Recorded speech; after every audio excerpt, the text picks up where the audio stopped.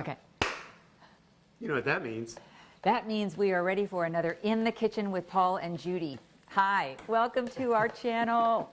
We hope you subscribe because we don't want you ever to miss a recipe, or in this case also a Get Fit show, because That's this right. happens to be the Judy Kroll style channel. Hey, look, I've been working on my Judy Kroll arms. They're looking good. So today's recipe is called quarantine pasta. And it's very kind of an interesting story that I've been following a woman by the name of LaDawn, and you can find her on Instagram. She has a page called, let's see, it's Loving Life and Living Yeast Free. So that's what she calls her Instagram page, LaDawn or LaDonna, Loving Life and Living Yeast Free. And It's so the yeast that you can do. that's right.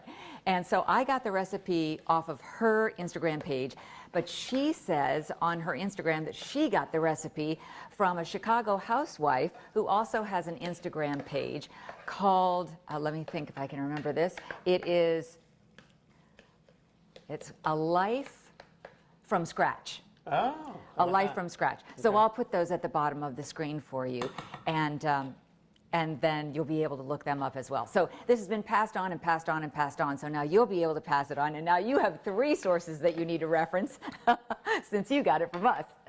So this is what you're going to need, because we always like to do the little It's called quarantine pasta. quarantine pasta. Tell us what you're doing. Well, I was starting the sausage because you don't, well, why don't you say what the ingredients are, and then I'll reveal my sausage. Okay, you'll reveal. Really? That did not sound right. Can we start over? Nope. Got to keep on rolling. All right, so let me show you what you're going to need. That's hysterical. So in this recipe, you're going to need a pound of pasta. And this is only 12 ounces. And of course, you're going to need 16 ounces. So we kind of cheated from our cupboard, our pantry. We had another cupful to make up the full 16 ounces of pasta. We happen to be using, we're kind of fans of Barilla, but you can use any brand you want, and you can also use any kind. We've chosen the Rotini, and we've also chosen gluten-free. So that is all up to you. Actually, take one for the team, guys. LaDawn said that she used a Barilla chickpea rotini, and she said that was actually really good too, but I don't know if that was gluten-free. So we stuck with the gluten-free theme. Now you can talk about your sausage, because we need a pound of that. I've done enough of that. So basically, I wanted to pre-cook that because they say to cook it and then set it aside while you're doing the other preparation, which will include pasta. Yes, it will. So in fact, how's the water doing? Because we're going to be boiling the pasta. So the 1 pound of your sausage. And she also said that you could use chicken instead, or chicken sausage instead, or shredded rotisserie chicken instead. So basically the meat that you choose is kind of to taste and your preference, but we decided to do pork sausage, and exactly 1 pound. So now we're going to boil the pasta. So you're actually doing the pasta as the directions say. Then when it comes to everything else, I'll show those to you now, and then we're going to take a little break, get the pasta to temp, the pork sausage ready to go. Finish it off. And then finish it off. Get the timer ready to be set while you're telling them what's in it. Okay. The other thing that Paul did was he used olive oil to brown the sausage. So that's something that you're going to need as a little side. You're also going to need chicken stock. And in this case, 1 cup of chicken stock. So this will go a long way if you buy the larger 32-ounce size, which we did. Oh, you're also going to need, and I forgot to get this out, but Parmesan, fresh Parmesan cheese. So you're going to use that both in the recipe, and then you're going to top it later after the recipe is done. So Parmesan cheese, you also need that. We also need, garlic powder. We need red pepper flakes, and we need Italian seasoning. So those are all the different seasonings that you're going to use, and I'll tell you the amounts of each when we get to that point. Then, in addition to those, you're going to need freshly chopped spinach. I happen to be a fan of the organic girl kind. I use it in my smoothies in the morning, and it's also very good for recipes like this. And then finally, you need frozen peas. So the frozen peas are easy. I chose the bird's eye because that's all they had. And you don't even need the whole frozen package. You're only going to need 1 cup. So we'll use those again, we're too. back to our normal thing, which is, I know you're in the middle of this. Yes, I am. Go ahead. Okay, I have 2 more things. All right. Okay, another one is heavy whipping cream. And instead of the heavy whipping cream, you could use a dairy-free. You could use a dairy-free. She says, Silk, that's a brand name, dairy-free heavy whipping cream alternative. We just went with a heavy whipping cream. She has it every day in her coffee. I do. That's one of my indulgences. And then finally, you need, and I went out to the garden and I cut up some fresh basil from our little basil plant. So that's what we're going to use to top it at the very, very end. So those are all the things you're going to need, and then we'll show you what to do with them. And I was going to say, we're going back to our standby of we didn't practice this. Yeah, that's So true. we're going to see together how this turns out. I'm basically waiting for this to come to boil, which it almost is. Okay. And once we get to that point, we won't bore you. I'm going to probably try and edit out my sausage comment from earlier. No, I guess I won't. All right, here you go. We'll put you to work so Are you you can ready stop now? talking. That's always a dangerous thing. We'll be right back. Okay. We've got the sausage done. We've got the pasta almost done. So now, in a separate pan, we're going to combine all these other things, but still on the stove top. So this is where all the measuring comes in. Okay.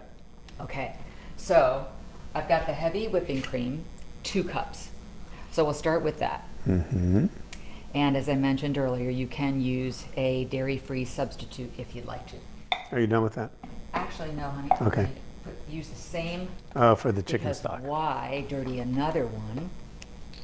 Judy's first rule of cooking. Then we need 1 cup of the chicken stock, so I'm just going to use the same measuring cup. Got a couple of the things already pre-measured. So there's 1 cup chicken stock. That goes in with the cream. And we're actually going to bring this to a nice solid bubble. Get it bubbling. Then we need 1 cup of Parmesan cheese. So that'll go in. Gotcha. This is definitely not our version of a fat-free dinner. Not at all. Then, after that, we put in the seasonings. So when it comes to the seasonings, Right. we need the Zesty Italian that we were talking about. And with that, it's just 1 teaspoon of the Zesty Italian. So all your seasonings are going to go right in here with your cream. Oh, that smells good and already. It does, doesn't it? I didn't get quite a full teaspoon, so I'm going to get a little bit more of that. Then, in addition to the Italian seasoning, we need half a teaspoon of garlic powder. And we always make sure that both of us are having that when we're having a meal with garlic, right? Absolutely. Why wouldn't we? That's right. So half a teaspoon of garlic powder. And I'm not quite filling up my teaspoon here, so I'm going to add a little bit more. It took me a long time to get used to garlic powder versus garlic salt in recipes. Yes. Definitely a difference. Definitely the powder.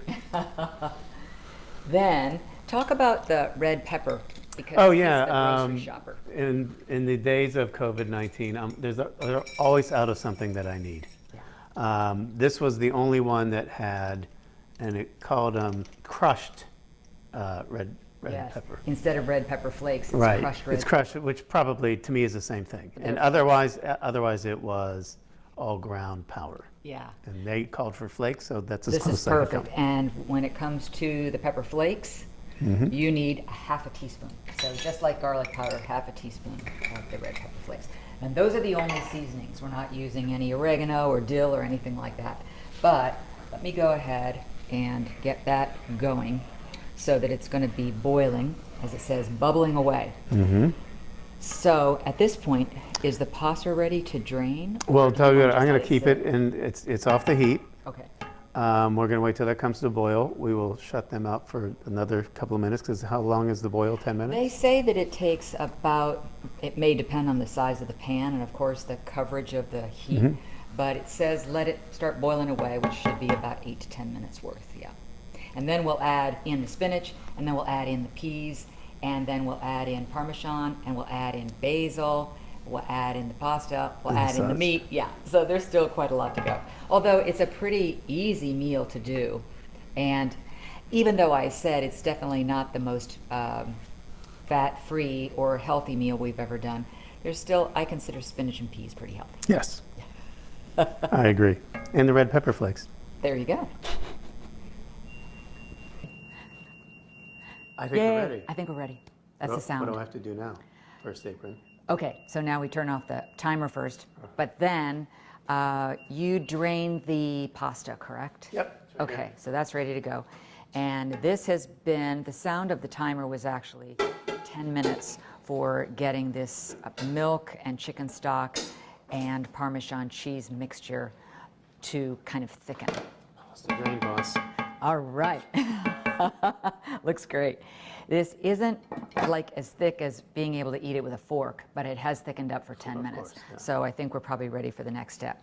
Ready. So we've basically measured out our 2 cups of spinach. So we're going to add in here, we're going to add in the spinach and the peas.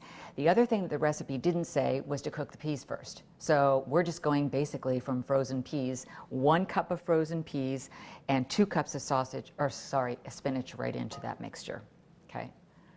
So just want to make sure everybody can see, because that is definitely just bubbling away and thickening up, especially because of the cheese. What do we need? It's a surprise. Something to serve it with. That cheese you'll want to stir every once in a while because it's kind of coagulating on the bottom. But we'll throw in the spinach. Oh yes, the serving tongs. And it says throw in the 2 cups of spinach and then let it wilt. Yeah. And it does shrink. So if you think you have a lot in there, we know this from past recipes we've done, it gets a little bit smaller and you say, I should have put in more. In fact, I'll put a link in the upper right-hand corner of the screen to the other spinach and walnut pasta that we did. That was Kerri's recipe. Yeah. That was really good too. So if you're a pasta lover and you want delicious ways to try to be creative and get spinach into your system, if you're not a spinach person, these are good recipes to use. Okay, so we're letting that wilt, and now goes in the peas, making sure, yes, the peas, and then we add the cooked sausage. Okay. That means point E. So are you ready for? Sure. Awesome. Let's see that go in. Now, I didn't mention this before. Most of the times if I'm going to do something with ground beef, I'm going to drain it. This was very, very lean, and just a little bit of olive oil that we added to brown it, I actually like being in the recipe. Yes.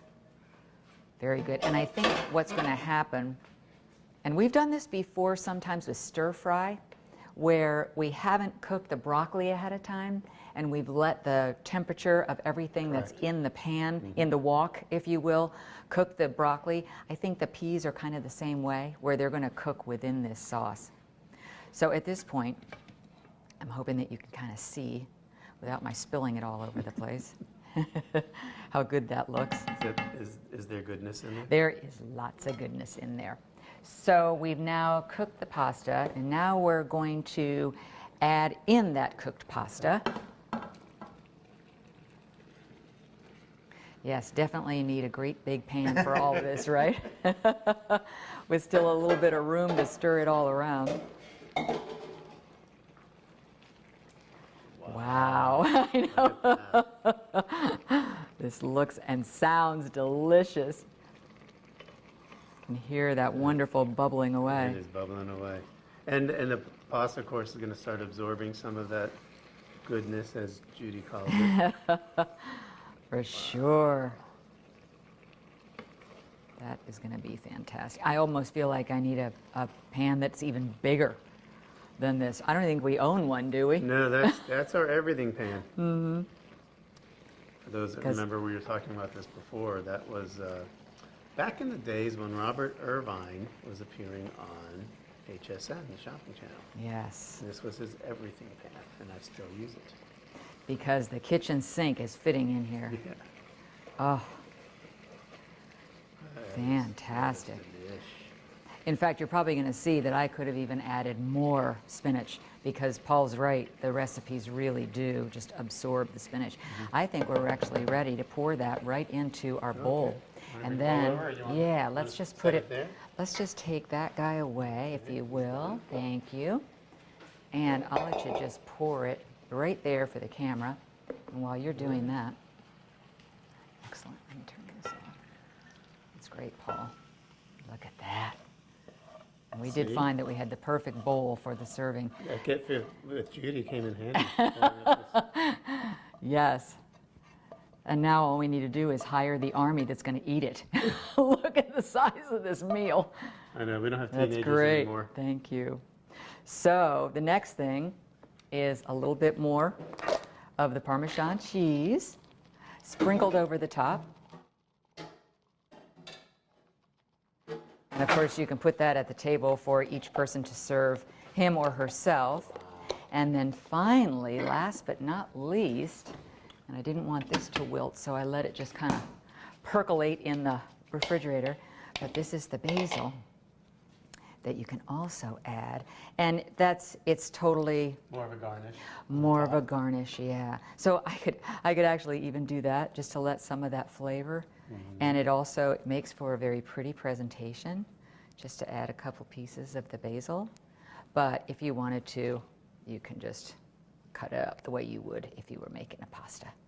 But how pretty is that? Very pretty. Just a little bit of garnish. I'll let you hold Recommending- that, and you're good to go. I'm recommending probably, are we done with this? Sure. But there it is. There is the quarantine pasta. How good does that look? You ready to dig in? Oh, I am ready. Oh my gosh, I can't wait to try it. Red or white? That's a good question. I think either one Either one would would work. suffice, yeah. I love So quarantine pasta, hope you enjoyed it, and I bet you're anxious to try it. We want to hear from you, so make a comment in the comment section. feedbacks that we got. We do. We love it. And now we have to decide what our next recipe is going to be, because we're on a roll. Okay, I'll think of one. Okay. Bye. Do the clap again. Yes. Thank you. Oh, that wasn't for me.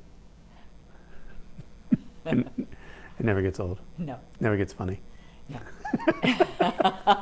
But this has been a role reversal day, though. Not only are you first apron, Why is that a role reversal? well, it kind of is. I'm always first apron in the videos.